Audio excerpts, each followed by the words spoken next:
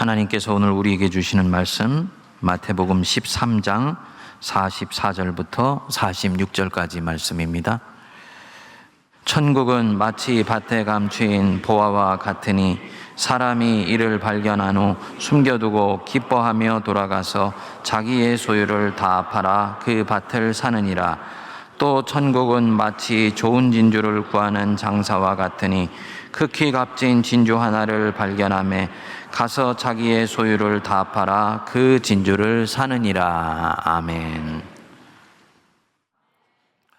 우리 성도님들은 2019년이 이제 마무리되어 가는 시점에 무엇을 바라보시면서 지금까지 걸음을 옮겨 오셨습니까? 또 이제 2020년이 되어 가는데 무엇을 추구하면서 지금 자기 자신을 추동하여 가고 계신가요? 사람이 하루 세끼 밥 먹고 살기 급급한 사람이 아니라면 모든 사람은 자기가 소중히 여기면서 추구하는 그 무엇이 있습니다. 일컬어서 가치라고 이야기를 합니다. 이것은 손에 잡히는 것도 아니고 눈에 보이는 것도 아니지만 어떤 사람으로 하여금 애쓰게 하며 경주하게 하며 때로는 자기 자신이 가지고 있는 시간과 물질을 쓰게 하며 심지어는 인생 전체를 통째로 던지도록 만들기도 합니다. 우리 예수님이 오늘 우리에게 가르쳐 주시는 이 비유 말씀을 통해서 적어도 그가 그리스도인이라면, 그가 적어도 예수를 믿는 사람이라면 그 사람은 어떤 가치를 추구하고 가며 그것을 자기 손에 쥐기 위하여 어떤 마음가짐과 태도를 가져야 되는가에 대해서 말씀을 합니다. 고대로부터 재난이 많고 전쟁이 많은 지역에 사는 사람들은 자기의 재산과 보물을 땅속에다 묻어놓는 그런 문화를 가지고 있었습니다. 아시아와 아프리카의 길목에 해당되는 이 팔레스타인 지역도 외세의 침략이 많아서 바로 이런 비슷한 문화를 가지고 있었습니다. 사람들이 보화를 땅속에 묻어두었던 것입니다. 이런 문화적 배경을 잘 아는 우리 주님이 천국이 어떻게 사람들에게 발견되고 어떻게 그것을 손에 쥐어 나갈 수 있는지에 대해서 말씀하는 것입니다. 44절을 여러분 한번 보시면 천국은 마치 밭에 감추인 보화와 같으니라. 천국은 길에 드러나 있는 것이 아니고 감추어져 있는 것이다 라고 말씀합니다. 천국 혹은 하나님의 나라 하면 저나 우리 성도님들이 수도 없이 교회를 다니면서 들어온 말씀입니다만 이걸 들을 때는 알 것 같은데 시간이 지나면은 명료하지 않다고들 얘기를 합니다. 수없이 듣지만 그 실체가 분명하게 잡히지를 않는 것입니다. 우리 주님이 공생에서 가장 많이 말씀하시고 가장 강조하신 메시지가 바로 이 하나님의 나라, 이 천국인데 그것이 정작 예수를 믿는 우리한테는 대단히 애매모호합니다. 한국교회가 140년 역사를 갖는 동안에 예수 믿고 천당 가는 것 혹은 예수를 믿고 난 뒤에 이제는 그리스도인답게 살아라 라고 명령하는 부분들에 대해서는 많이 가르쳤습니다만 정작 예수님의 핵심 사상인 이 천국에 대해서는 바르게 배우지를 못했다라는 반증이 되는 것입니다. 위로가 되는 것은 우리 예수님이 이 천국, 즉 하나님의 나라가 본래부터 그런 은폐성과 은닉성을 가지고 있다고 말씀하시는 거예요. 첫 번째로는 시각적 은폐성입니다. 모든 사람에게 열려 있는 것이 아닙니다. 보고자 하는 모든 사람들에게 다 보여지는 것이 아닙니다. 우연히 인생 밭을 가는 사람의 눈에 발견되어지는 것이 바로 이 천국이라는 것입니다. 두 번째로는 영적 은닉성을 가지고 있습니다. 이렇게 눈에 띄었다 하더라도 그 가치를 제대로 알지 못하는 사람에게서는 이것이 천국으로 보이지를 않는 것입니다. 예수님이 지나가시지만 그분이 하나님의 아들인 것을 알지 못하고 스쳐 지나가는 인생이 너무너무나 많은 경우들이 바로 이런 경우에 해당되는 것이죠. 오늘날도 마찬가지입니다.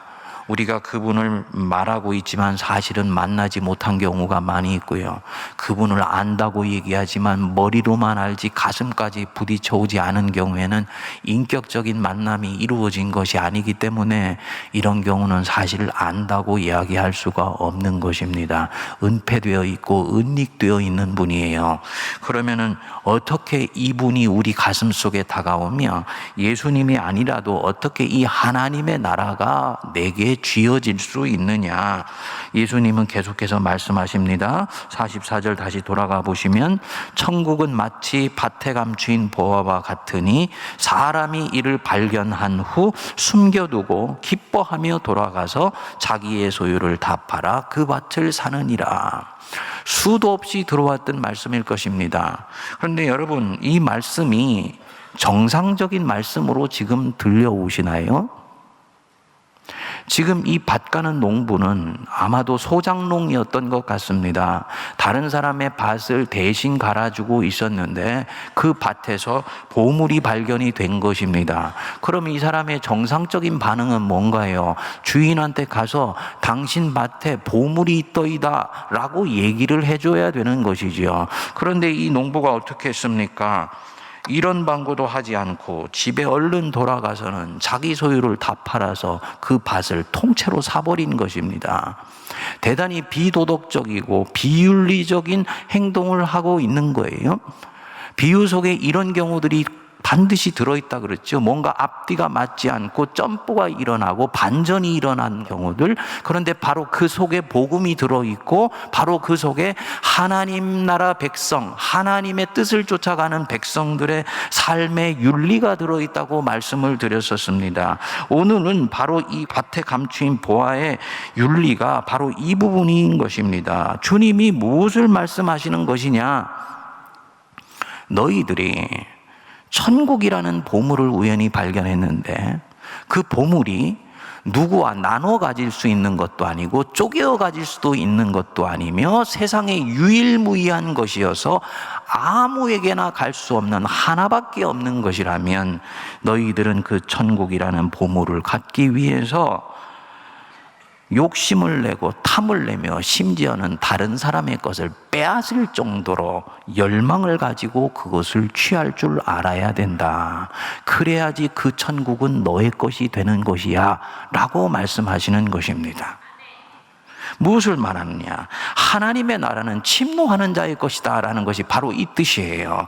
이 야곱이 때가 되지 않았는데도 형의 장자권을 뺏기 위해서 팥죽을 주고 속여갖는 것이 윤리적으로는 합당하지 않지만은 하나님이 보실 때는 하나님 자신과 복을 통째로 가지려고 하는 그 열망을 바라보는 면에서는 주님이 기뻐하신 부분이 바로 이 부분입니다. 이 천국을 얻기 위해서는 자기 소유를 다 팔아야지 됩니다. 진정으로 가치 있는 것을 갖기 위해서는 그거보다 덜 가치가 있는 것은 내려놓을 줄 알아야 되는 것. 그것은 세상에서의 삶의 모습이기도 하고 영적인 원리에 있어서는 더욱더 본질적으로 중요한 것입니다. 가장 소중하게 여겼던 것들을 떠나보낼 수도 있어야 됩니다. 예수님을 만났을 때 그분을 얻기 위해서 배와 그물을 버려두고 주를 따르는 것들은 바로 이런 원리에서 오는 것입니다. 그런데 그만한 가치가 있습니다. 왜냐? 내가 팔아서 희생한 것에 비해서 더욱더 엄청난 것을 얻기 때문입니다. 보십시오. 이 보화를 발견한 사람이 이 주인에게 돈을 지불하고 무엇을 샀습니까? 밭을 샀지요. 그런데 이 사람이 밭을 샀는데 이 사람은 실제로는 무엇을 손에 넣었습니까? 밭과 그 밭에 있는 보화를 같이 얻은 거예요. 내가 이것을 얻기 위해 드린 것보다 훨씬 크고 놀라운 것을 주님은 보답으로 주시는 것입니다. 그래서 가장 가치 있는 것을 위해서 나머지 것들은 얼마든지 내려놓을 수 있는 것이다 얘들아 라고 가르쳐 주시는 것입니다. 우리가 인생밭을 갈게 되면서 발견하는 이 보화, 저는 이것을 하나님 자신이라고 읽습니다. 하나님이 어느 날 제가 가는 인생의 길 한복판을 가로막고 서십니다. 이전에는 그분의 가치를 알지 못했는데 그분이 우리 영의 눈을 열어서 하나님 자신이라고 가르쳐 주시는 거예요. 그리고 그것 때문에 하나님을 이제는 알아볼 수 있게 됩니다. 그분 때문에 이제는 그분을 얻기 위해서 혹은 그분과 동행하면서 사는 삶의 기쁨을 놓치지 않기 위해서 내 삶의 많은 것들을 조금씩 내어놓기 시작합니다. 성경은 이것을 희생이라고 얘기를 합니다만 사실 이 사람에게는 그것이 희생으로 다가오지를 않습니다. 왜냐하면 가장 귀한 것을 지금 가져나가고 있기 때문입니다. 그래서 내가 가장 소중히 여긴 것들을 떠나보내기도 하지요. 하나님의 뜻을 집요하게 쫓기도 합니다. 하나님의 나라를 내 삶에 이루려고 몸부림치기도 합니다. 하나님 자신을 지금 쫓고 있는 과정인 것입니다. 이 사람 편법을 쓰고 있지만 정도로 가고요. 자기 자신이 입술을 다무는 것이 지금은 오히려 보신을 위해 좋은 것이지만 용기를 내어서 입을 열기도 합니다. 그것이 하나님 뜻이라고 믿기 때문입니다. 다치지 않기 위해서 뒤척거리기도 하고 잠 못 이루는 밤을 갖기도 합니다. 이 모든 것 하나님을 쫓는 과정 속에서 나오는 대가입니다. 그런데 이 사람이 결국은 어떻게 되느냐? 다른 사람이 볼 때는 고생하며 사는 것 같은데 결과적으로는 그분만 얻는 것이 아니라 그분이 가지고 계신 모든 것들이 덤으로 이 사람 손에 혹은 자손에게 오게 되는 것입니다. 하나님의 나라의 원리예요. 보십시오. 아브라함이 신앙의 완숙기에 이르게 되니까 100세 얻은 아들을 하나님께 모리아산에 갖다 바치려고 하지 않습니까? 하나님이 이 아브라함의 믿음을 너무너무나 기뻐하셨습니다. 그날 아브라함은 다른 것을 얻은 것이 아니에요. 하나님 자신을 통째로 얻었습니다. 하나님의 마음을 송두리째 가져가 버렸기 때문입니다. 그랬더니 어떻게 됩니까? 하나님이 갖고 계셨던 모든 것이 아브라함의 것이 됩니다. 결국 아브라함으로서는 계산하지 않았지만 엄청난 거래를 한 것입니다. 밭의 감추인 보화가 되시는 하나님, 그분을 가졌을 때 하나님이 갖고 계신 모든 것도 다 성도의 것이 되고 그것을 쫓는 자의 것이 되는 것입니다. 이 순서를 지키는 부분이 대단히 중요합니다. 지난 140년 동안 한국교회는 어떻게 했느냐? 하나님을 믿게 되면 내게 오는 실효성에 대단히 관심을 가졌습니다. 어떤 사람들은 사람들이 가지고 있는 기복주의 신앙만이 문제가 된다라고 생각을 하는데 사실은 하나님을 믿게 되었을 때 내게 주어지는 그 무엇을 바라보면서 하나님을 쫓는 모든 것들은 사실은 신앙의 본질은 아닙니다. 하나님을 믿게 되어서 내 가정이 밝아졌어. 하나님을 믿게 되어서 세상이 바뀌었어. 하나님을 믿게 되고 난 뒤에 내게 새로운 삶의 전기가 만들어졌어. 굉장히 아름답고 좋아 보입니다. 그렇지만 뒷것을 얻기 위해서 하나님을 쫓게 되었을 때는 어느 순간 하나님을 놓쳐버리는 순간이 옵니다. 언제냐? 바로 이러한 교회의 고난의 시기예요. 이때는요, 하나님을 믿음으로써 오는 실효성이 내 손에 꽉 잡히지 않는 경우가 대단히 많이 있습니다. 어떻게 해야 되냐? 원래의 순서로 돌아가야 돼. 하나님 자신을 집요하게 쫓아갈 때 소유를 다 팔아서 살려고 하는 그 열망을 가지고 하나님 자신을 집요하게 쫓아갈 때 하나님은 그 자신을 믿는 자들에게 당신이 가지고 있는 모든 것들도 덤으로 주시는 것입니다. 내 묵상이 여기에 미치면 그 뒤에 이 사람은 하나님을 실망시키는 언행을 하지 않습니다. 실효성에 관심을 가진 사람은 예수를 믿음으로써 손해보는 것들에 대해서 견딜 수가 없습니다. 하나님 자신을 쫓는 사람은 하나님 자신을 실망시키려고 하지를 않습니다. 하나님 마음을 내게서 냉랭하게 하려고 하는 내 마음의 생각과 태도와 언행을 할 수 있으면 삼가려고 합니다. 마음을 감찰하시는 그 하나님이 독수리 눈을 가지고 지금 내 인생을 뚫어지게 지켜보시고 계신데 나는 그분의 마음을 아프게 할 수가 없다. 살핍니다. 그래서 악하고 주님 기뻐하시지 않는 생각으로부터 자꾸 떠나려고 하는 거예요.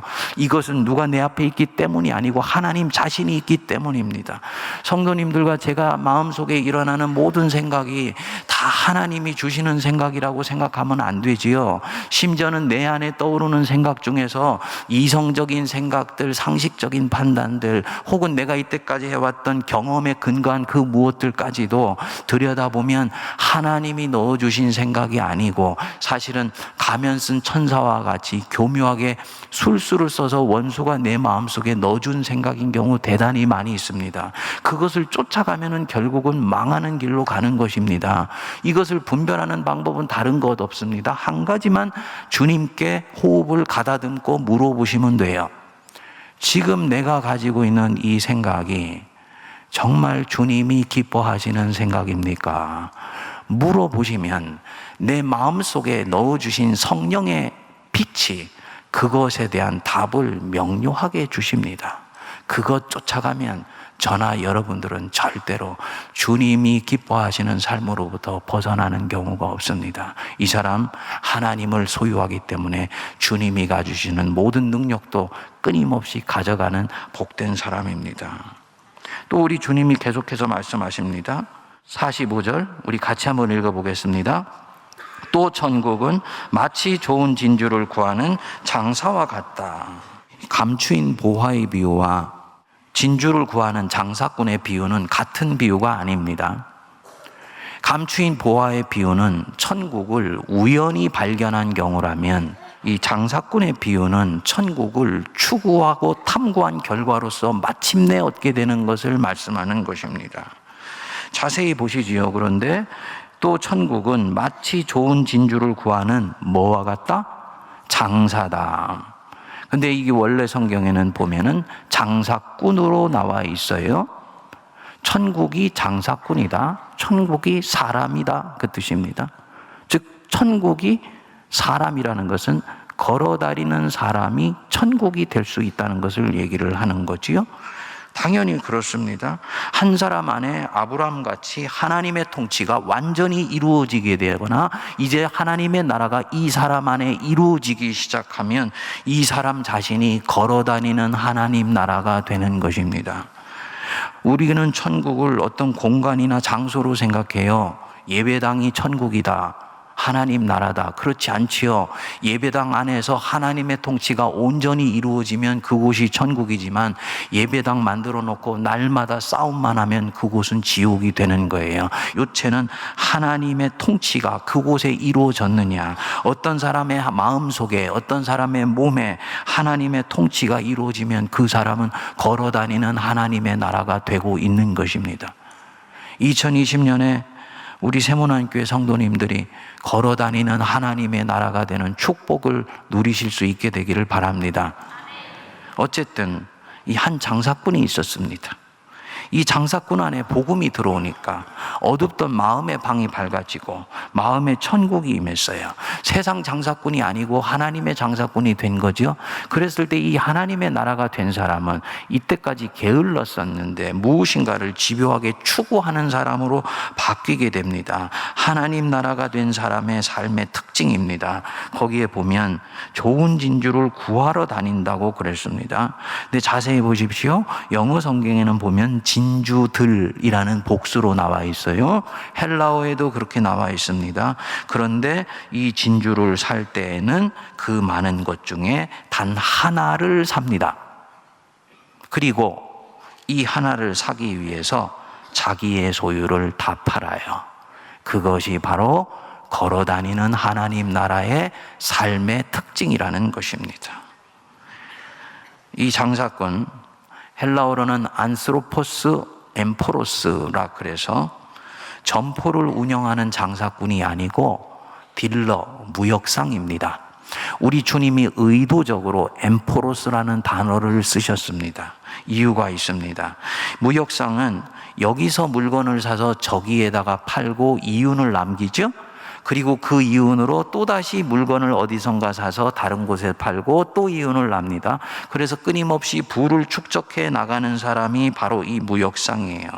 그런데 이 천국이 된 무역상은 소유를 다 팔아서 진주 하나를 삽니다. 하나님의 나라가 된 무역상은 그렇게 한다는 거예요. 우리 주님이 이렇게 말씀하시고는 비유의 끝을 맺습니다.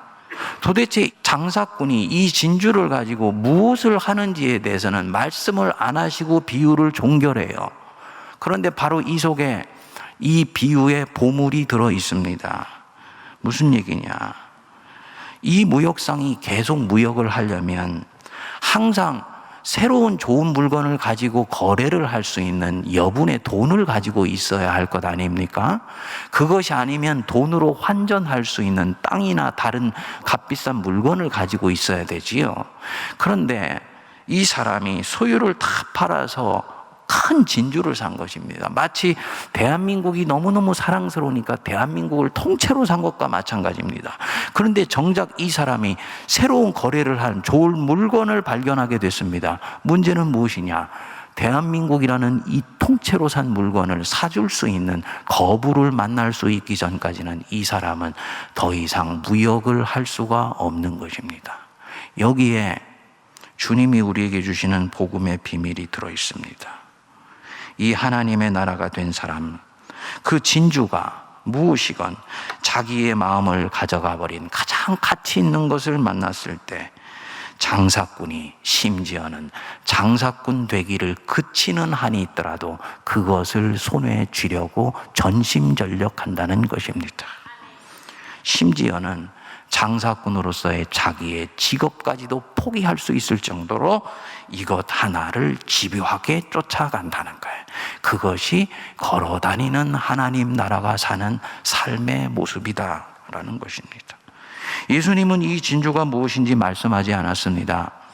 예수 그리스도가 바로 이 진주일 수도 있고 자기 인생에 어쨌든 가장 소중한 가치를 가진 그 무엇일 수도 있지요. 저 같은 경우는 하나님 자신이 저에게는 가치입니다. 다 좋습니다. 중요한 것은 단순하고 소박하고 진솔한 마음으로 자기 존재 전체를 통째로 쏟아부어서 거기에 내 자신을 올인하고 싶은 그 무엇을 발견했다라는 것, 바로 이것이 우리에게는 소중한 거예요. 이 사람은요 그렇게 사는 자체로 행복합니다. 그렇게 살면서 조금씩 하나님의 나라가 확장되는 것을 꿈꾸는 바로 그 자체로 이 사람에게는 기쁨인 것입니다. 아브라함이 자기 아들 이삭을 바칠 때 무슨 생각을 했을까요, 여러분? 여러분, 이 세상에 자기 아들을 하나님께 드리고 그것에 대한 대가로 얻을 수 있는 그 무엇을 생각할 수가 있을까요? 작년에 우리 교회 고등학교 3학년 자녀를 둔 부모가 아이가 갑작스럽게 세상을 떠나서 일주기가 되어서 기도를 받으러 왔더라고요. 그때도 지금도 저는 그분 앞에서 이 고난을 통해서 하나님이 젊은 두 부부에게 무엇을 주실 수 있을 것인가에 대해서 답을 하지를 못합니다. 이유가 뭐냐? 생때 같은 자식 먼저 무덤에 보낸 그 부모 심정에 그것을 희생하고라도 얻을 수 있는 그 어떤 것은 상상할 수가 없는 것이기 때문입니다. 근데 이 아브라함이 100세에 얻은 아들을 하나님께 드리지 않습니까? 더군다나 이 아들 안에는 약속이 들어있잖아요. 이 아들을 하나님께 드린다는 것은 여태까지 자신의 삶 전체를 통째로 부정하는 것과 마찬가지입니다. 그런데 아브라함은 그렇게 해요. 왜냐? 아들보다 훨씬 소중한 그분이 내게 말씀하시고 있기 때문입니다. 아들을 잃는 것보다도 하나님을 잃는 것을 이 아브라함은 더욱더 두려워하는 거예요. 마치 무역상이 너무나 소중한 것을 발견하니 그건 놓치고 싶지 않아서 무역상으로서의 자기의 직업을 내려놓고라도 그것을 추구하는 것과 마찬가지입니다. 이 신앙의 경지에 들어가게 됐을 때 세상도 나도 간 곳 없고 구속하신 주님만 보입니다 라는 고백이 가능한 것입니다. 우리 주님은 우리가 그분을 그렇게 사랑하기를 원하십니다. 뜬구름 잡기식의 이야기인가요? 아니죠. 어떤 사람에게는 그것이 하나님 자신일 수 있지만 사도 바울 같은 경우를 보십시오. 인생 도상 가다가 다메섹 도상에서 마치 농부가 보화를 우연히 발견한 것처럼 예수 그리스도를 발견했습니다. 정확하게 얘기하면 그리스도께서 자기 앞에 나타나 주신 거예요. 그러나 이 그리스도의 가치와 이 속에 들어있는 놀라운 능력이 무엇인지는 아직 알지 못합니다. 그러니까 이 사도 바울은 무역사장처럼 그 속에 있는 보물의 진가를 발견하기 위해서 끊임없이 자기 인생을 통째로 던지면서 그리스도와 그분이 달려 죽으신 십자가의 능력을 쫓아가게 됩니다. 단순하고 소박하고 때로는 이것 하나 때문에 욕도 먹고 때로는 매도 맞고 오해도 받고 핍박도 받으면서 그렇게 합니다. 그런데 얘기합니다. 항상 나는 기뻐할 수 있다. 왜냐? 이렇게 죽을지언정 계속 추구할 그 무엇을 가지고 있다는 그 자체가 이 사람에게는 지고의 행복입니다. 걸어다니는 하나님의 나라인 거예요. 전에 나무를 심는 사람들에 나오는 부페라는 노인 속에 있었죠. 평생 나무만 심고 나무 심기 위해서 태어난 사람처럼 보인다. 그런데 그것 하나 하면서 이 사람의 얼굴에는 한없는 미소와 기쁨이 떠나지를 않습니다. 여러분, 나는 이것 평생 하면서 살아갈 수 있어. 이것 하고 있으면 나는 행복해. 라고 얘기할 수 있는 그 무엇을 발견한 분, 그분 복이 있는 사람입니다. 그것이 내 인생의 소명이 되어 있는 분, 그분은 위대한 분입니다. 그것 더 집요하게 붙들고 추구하고 나가시기 바랍니다. 성도님들께 도전합니다.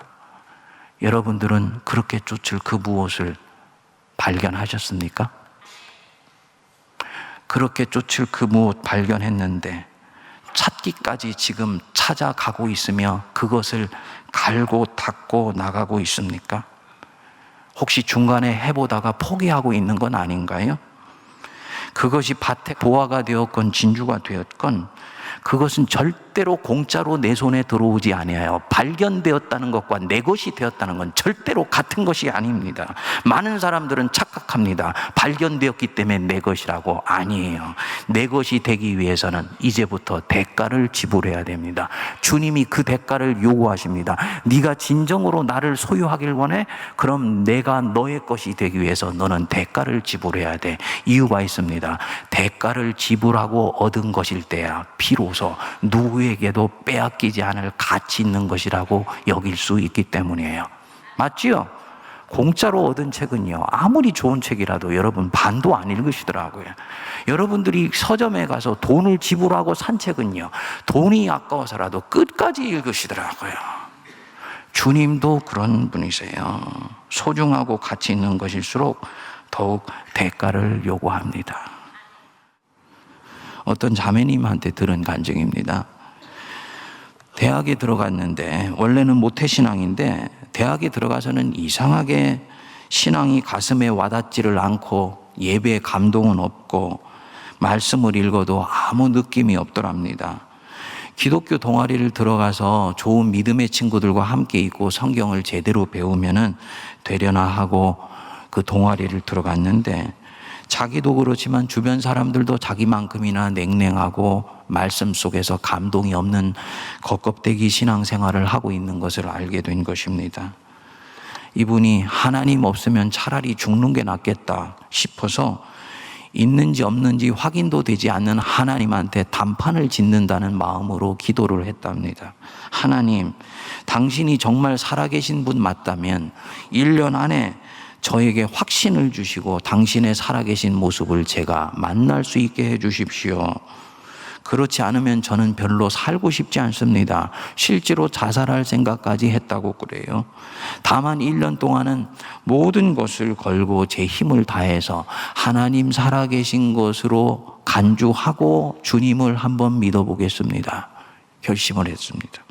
그렇게 해서 새벽 기도를 나오기 시작하고 금요일 날 나와서 주님께 부르짖고 큐티 생활을 하면서 거기서 적용거리를 붙들고 예수님이 하라고 하신다고 생각하는 대로 살려고 전심을 다했는데 1년이 채 지나지 않아서 대학부 수련회를 가서 거기서 성령 체험을 하면서 살아계신 하나님을 실제로 만난 것입니다. 여러분, 모든 것을 팔 수 있다는 각오로 믿어야 하나님을 만날 수가 있게 됩니다. 그리고 그분 나라가 내 삶에 치고 들어와서 나를 주장해 가시게 되는 거예요. 더욱더 온전하면서도 더 소중한 소명을 붙들고 가시는 분들일수록 이것을 명심해야 됩니다. 대가를 지불하기 전에 그 소중한 것은 네 손에 쥐어지지 않는다는 것. 그래서 눈물을 흘리며 씨를 뿌리는 자가 기쁨으로 단을 거둔다. 눈물을 흘리며 씨를 뿌리기 전에는 기쁨으로 단을 거두는 역사는 소중한 것일수록 나타나지를 않습니다. 그렇기 때문에 소명을 붙들고 가는 걸음에는 어떤 경우에서도 낙심하면 안 되는 것입니다. 2019년 마지막 주일에 여태까지 2019년 동안에 하나님을 추구하며 하나님의 소명을 쫓아서 온 걸음인데 내가 생각한 대로 일이 풀리지 않고 뜻을 이루는 것으로부터 점점 거리가 멀어지는 것 같아 낙심하고 그 마음속에 어두운 그림자가 끼어 있는 분들이 계십니까? 오늘 주님이 주신 이 말씀 속에서 빛을 발견하시고 다시 일어나는 은혜가 임하게 되기를 바랍니다. 너 발견한 것 잘했어.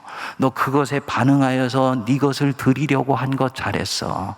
그렇지만 네가 가진 소유를 다 팔아서 드렸을 때 마침내 그것은 때가 되면 내 것이 되는 것이니 낙심하지 말고 계속 믿음의 경주를 집요하게 추구해라. 그런 네가 바로 걸어다니는 하나님 나라가 되고 있는 것이다. 내가 너를 기뻐한다. 말씀하시는 주의 음성을 들으시기를 바랍니다. 기도하겠습니다. 하나님 아버지, 천국은 마치 밭에 감추인 보화와 같으며 좋은 진주를 구하는 장사와 같으니 발견했을 때는 그것을 갖기 위하여 자신을 드려야 하며 갖게 되었을 땐 또다시 온전케 되기 위하여 추구하고 또 추구해야 된다라고 말씀하여 주심을 감사합니다. 이 말씀 앞에 그대로 서게 하여 주셔서 우리들의 마음판이 비춰 보여지게 하여 주시고 하나님이 주시는 견책과 꾸짖음과 또 위로와 또한 용기를 갖게 하여 주옵소서. 예수님 이름으로 기도하옵나이다. 아멘.